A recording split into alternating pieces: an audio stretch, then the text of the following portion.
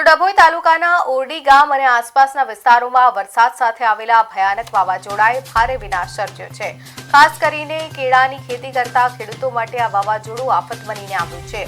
અંદાજે 100 એકર વિસ્તારમાં ઉભેલો તૈયાર કેળાનો પાક ભારે પવનના કારણે ધરાશયી થઈ ગયો છે।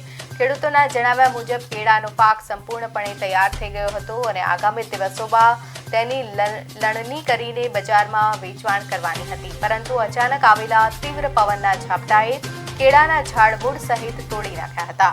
ખેતરોમાં હવે માત્ર તૂટેલા ઝાડ અને વેરવિખેર થયેલી કેળાની લૂમો જ જોવા મળી રહી છે।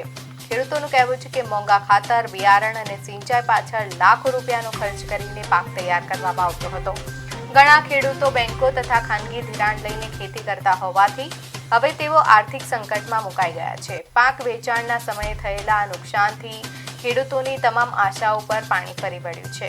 દેવું ચૂકવવાની અને પરિવારનું ગુજરાન ચલાવવાની આશા રાખતા ખેડૂતો આજે લાચાર સ્થિતિમાં જોવા મળી રહ્યા છે।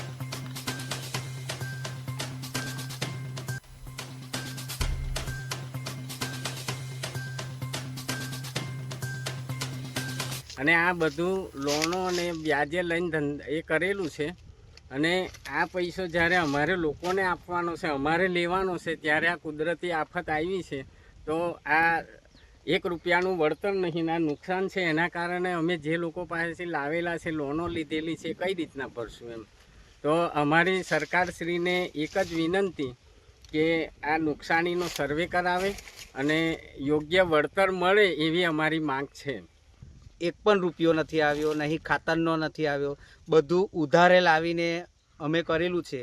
તો હવે જેની પાસેથી અમે લાવ્યા છે એને અમે કમ કરીને આપીએ।